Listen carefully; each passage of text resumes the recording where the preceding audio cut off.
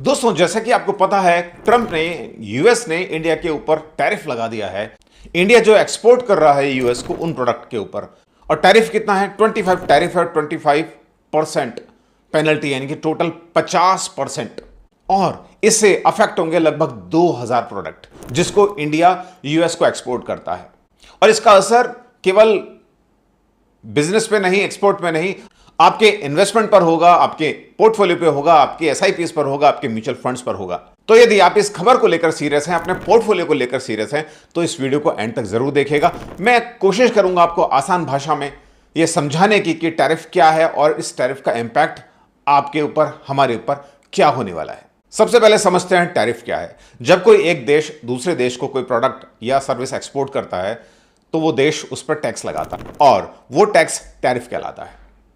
जैसे India US को कोई प्रोडक्ट एक्सपोर्ट कर रहा है तो यूएस ने उसके ऊपर टैक्स बढ़ा दिया, टैक्स लगा दिया, टैरिफ लगा दिया, और जो कि अभी है 25% टैरिफ प्लस 25% पेनल्टी, टोटल 50%। इसका मतलब सीधा है कि जो प्रोडक्ट इंडिया से एक्सपोर्ट हो रहे हैं यूएस में, उनकी कीमत 50% से ज्यादा बढ़ जाएगी यूएस में। नेचुरली इससे उनकी डिमांड कम हो सकती है या वो दूसरे प्रोडक्ट खरीद सकते हैं, और इस कदम से टोटल $87 बिलियन का बिजनेस इंपैक्ट होगा। हम जितना भी एक्सपोर्ट करते हैं वर्ल्ड को, उसमें से यूएस को लगभग 30% के आसपास हम एक्सपोर्ट करते हैं। अब सबसे ज्यादा मार उन सेक्टर्स पर, उन कंपनीज पर पड़ेगी जो मैक्सिमम यूएस को एक्सपोर्ट करते हैं या सीधा यूएस को एक्सपोर्ट करते हैं। आइए समझते हैं क्या क्या वो सेक्टर्स हो सकते हैं और किन किन कंपनीज पर उनका इंपैक्ट ज्यादा होगा।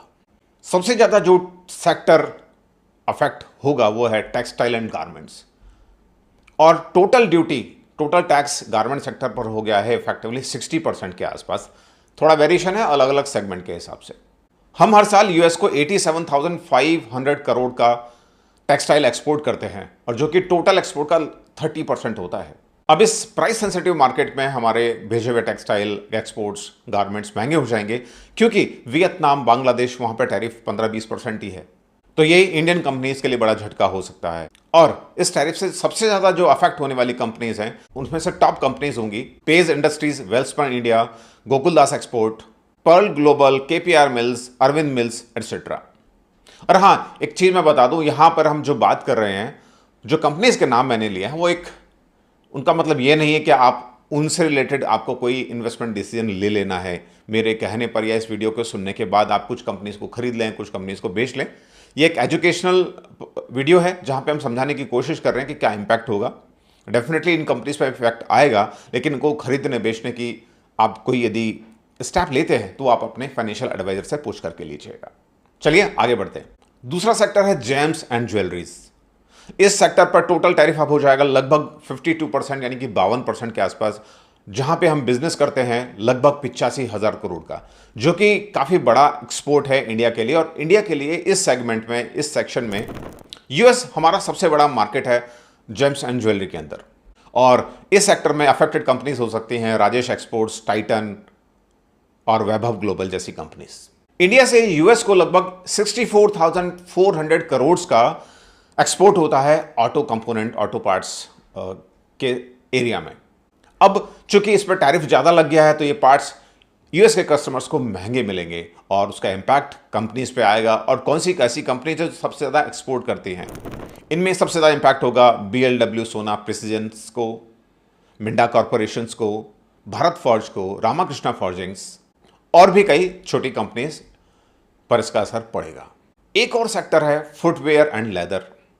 ये भी हम एक्सपोर्ट करते हैं यूएस को, लगभग 10,300 करोड़ के आसपास का एक मार्केट है। इस पर भी टैरिफ लगा है और इनकी जो कंपनीज ये जो एक्सपोर्ट्स करती हैं उस पर इंपैक्ट आएगा, उनके बिजनेस पे फर्क पड़ने वाला है।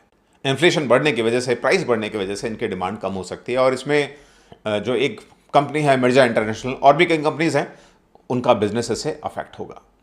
इकोनॉमिक्स टाइम्स की रिपोर्ट्स के हिसाब से यदि ये सिचुएशन एक साल तक रहती है तो भारत के जीडीपी में 30 to 80 बेसिस पॉइंट्स, यानी कि 0.3 to 0.8% की गिरावट आ सकती है। टैरिफ का एक साइड इफेक्ट करेंसी पर भी होता है। पहले रुपया स्ट्रांग हो रहा था, लेकिन अभी टैरिफ वाले इश्यू आने के बाद से रुपीस फ्लैट हो गया है, और इसका असर इन्वेस्टमेंट पर आता है। और इसने एफपीआई यानी कि फॉरेन पोर्टफोलियो इन्वेस्टर्स का कॉन्फिडेंस हिला दिया है। इस चक्कर में इस महीने अगस्त महीने के अंदर ही उन्होंने 18,000 करोड़ रुपए का पैसा भारतीय बाजारों से निकाल लिया है और लगभग 17,000 करोड़ रुपया उन्होंने निकाला था जुलाई के महीने में। और टोटल यदि 2025 की बात करें तो ये अमाउंट काफी बड़ा है, 1,13,000 करोड़ रुपया जो उन्होंने भारतीय बाजारों से विड्रॉ कर लिया है। वैसे तो भारतीय बाजार पिछले 5 हफ्तों से लगातार गिर रहे थे, पर अब कल के दिन मार्केट थोड़ा बढ़ा था, आज मार्केट फ्लैट है। और हालांकि टैरिफ वाली न्यूज को मार्केट ने बहुत ज्यादा रिएक्ट नहीं किया है, पर शायद समझदार लोगों को पहले से पता था, इसलिए वो पहले से ही धीरे धीरे धीरे करके मार्केट से पैसा निकाल रहे हैं।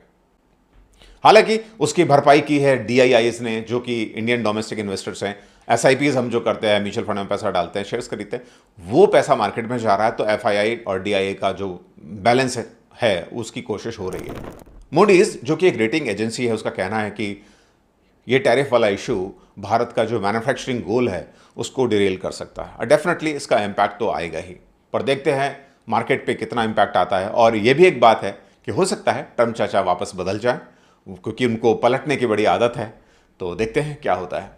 आगे बढ़ते हैं इस सेक्शन में। अब हम क्या करें, यानी कि हम क्या कर सकते हैं, ये एक इंपॉर्टेंट चीज है, क्योंकि आपको फोकस उस चीज पे करना होता है जिसको आप कंट्रोल कर सकते हैं। ट्रम्प ने टैरिफ लगाया, हमारे कंट्रोल में नहीं है। हमारे कंट्रोल में क्या है कि इसकी वजह से जो इंपैक्ट हो सकता है हमारे पोर्टफोलियो पर, हम उसमें चेंज ला सकते हैं, वो हमारे कंट्रोल में है। पहला स्टेप ये होगा, डाइवर्सिफाई इनटू डोमेस्टिक पोर्टफोलियोज। जो कंपनीज जिनका बिजनेस इंडिया में ज़्यादा है, US पे कम डिपेंडेंट है, उस तरह के बिजनेस में हमको अपने पोर्टफोलियो को रोटेट करना चाहिए। फॉर एग्जांपल, यदि हम IT में देखें, एक्सपोर्ट्स, TCS जो कि सॉफ्टवेयर ज़्यादा एक्सपोर्ट करती हैं और US पर डिपेंडेंट हैं, या और दूसरी कंपनीज जो US पर ज़्यादा डिपेंडेंट है, उसकी बजाय जो कंपनीज इंडिया ओरिएंटेड है, उस पर हमको फोकस करना चाहिए। और इसमें डिफेंसिव सेक्टर जैसे कि FMCG एक अच्छा ऑप्शन हो सकता है, चाहे HUL है, डाबर है, इस तरह की कंपनी जो कि इंडिया में बिजनेस कर रही हैं, इंडिया ओरिएंटेड है, वो इससे कम अफेक्टेड होंगी टैरिफ की वजह से। या फिर कुछ फार्मा कंपनीज, हालांकि फार्मा कंपनीज में थोड़ा सा भी इशू है, क्योंकि अभी इन्होंने टैरिफ नहीं लगाया है, लेकिन कोई भरोसा नहीं है, कम ज़्यादा हो सकता है। और इंडियन फार्मा कंपनीज का काफ़ी बिजनेस US से आता है। तो ऐसी कंपनीज जिनका एक्सपोजर US में कम हो, जैसे कि टोरेंट फार्मा, एल्केम फार्मा, इस तरह की कंपनीज में हम इन्वेस्टेड रह सकते हैं। गोल्ड या बॉन्ड एज एन हेज, क्योंकि जब भी मार्केट में उतार चढ़ाव होते हैं तो आपके लिए सेफ्टी नेट का काम करता है। तो हम गोल्ड ले सकते हैं इन फॉर्म ऑफ ETF, और प्योर गोल्ड भी, पर प्योर गोल्ड को हैंडल करना बड़े सारे इश्यूज हैं, तो बेटर है हम गोल्ड ETF ले सकते हैं। यदि मान लीजिए आपका 10 लाख का पोर्टफोलियो है, तो आप 1 लाख 1.5 लाख रुपए तक का गोल्ड में इस समय रख सकते हैं, ताकि आपका पोर्टफोलियो में स्टेबिलिटी बनी रहेगी। तीसरा है सेक्टर रोटेशन। जैसे कि हमने कहा कि जो कंपनीज US ओरिएंटेड है, जो ज़्यादा एक्सपोर्ट करती हैं 30, 40, 50%, उन कंपनीज को थोड़ा सा हमको कम करना चाहिए, यानी कि उनका एक्सपोजर हमको कम करना चाहिए। जो कंपनीज इंडिया ओरिएंटेड है, जैसे मारुति सुजुकी है, आइशर मोटर्स है, ये कंपनीज इंडिया में ज़्यादा बिजनेस यदि कर रही हैं, तो उस पर हमको ज़्यादा फोकस करना चाहिए। ऐसा नहीं है कि भाई हमको मार्केट से बाहर निकल जाना है, हमको समझदारी से सेक्टर को रोटेट करना है, मतलब हमारे पैसे को ऐसे सेक्टर में रोटेट करना है जो कि लेस अफेक्टेड होंगे टैरिफ से। SIP बंद कर दें? बिल्कुल नहीं, SIP चालू रहेगी। आपके लॉन्ग टर्म गोल जो भी हैं उसमें कोई फर्क नहीं पड़ेगा, SIP चालू रहेगी। इनफैक्ट यदि मार्केट गिरता भी है तो आपको म्यूचुअल फंड कम NAV पर मिलेगा, यानी कि उसकी कॉस्ट आपको कम होगी और उसका फायदा आपको लॉन्ग टर्म में होने ही वाला है। 12% यदि आपको रिटर्न मिलता है तो 10 साल में 5,000 रुपये पर मंथ में लगाया हुआ पैसा बन जाएगा 11.5 लाख रुपए। तो इसलिए SIP जारी रखें, और यदि मार्केट में 5-10% की गिरावट होती है तो आप SIP से ज़्यादा पैसा लगा सकते हैं, थोड़ा बहुत पैसा लमसम भी लगा सकते हैं। पांचवी चीज़ हमें देखना होगा, गवर्नमेंट क्या कर रही है, क्या फैसले लेती है इससे रिलेटेड। जैसे अभी गवर्नमेंट ने MSME सेक्टर के लिए 4,000 करोड़ की लोन गारंटी का ऐलान किया है, तो उससे SME सेक्टर को बेनिफिट मिलेगा, उसको थोड़ा सा सपोर्ट मिलेगा। तो ऐसे ही खबरों पे हमको ध्यान रखना चाहिए। तो दोस्तों, टैरिफ का असर शॉर्ट टर्म में थोड़ा नेगेटिव हो सकता है, लेकिन लॉन्ग टर्म गोल्स आपके इंटैक्ट रहने चाहिए। फोकस हमेशा हमारा लॉन्ग टर्म पे होना चाहिए। शॉर्ट टर्म के हिसाब से हम स्ट्रेटेजी चेंज कर सकते हैं इन्वेस्टिंग की, और जैसा कि हमने पहले डिस्कस किया, सेक्टर रोटेट कर सकते हैं, कंपनीज में थोड़ा सा फेरबदल कर सकते हैं, लेकिन शॉर्ट टर्म कितना भी मार्केट गिरे, लॉन्ग टर्म उसको अच्छा ही करना है। जैसे कि मैं कहता हूं, इंसान हो या बाजार, उसको ऊपर ही जाना है। मुझे उम्मीद है ये सारी जानकारी आपको हेल्प करेगी आपके इन्वेस्टमेंट की यात्रा में, इन्वेस्टमेंट जर्नी में और आपके पोर्टफोलियो को बैलेंस करने में। वीडियो अच्छा लगा है तो लाइक करिएगा, कमेंट करिएगा, शेयर करिएगा और सब्सक्राइब करिएगा चैनल को। और यदि अच्छा नहीं लगा है तो भी कमेंट करके बताइएगा, फीडबैक दीजिएगा। मिलते हैं किसी अगले वीडियो में। टिल देन सुरक्षित रहें, निवेशित रहें। जय हिंद, जय भारत। और हां, 15 अगस्त यानी कि स्वतंत्रता दिवस आ रहा है, उसके आप सभी को एडवांस में शुभकामनाएं और बधाई। और आने वाला हर कदम आपकी फाइनेंशियल इंडिपेंडेंस की तरफ होना चाहिए। जय हिंद, जय भारत।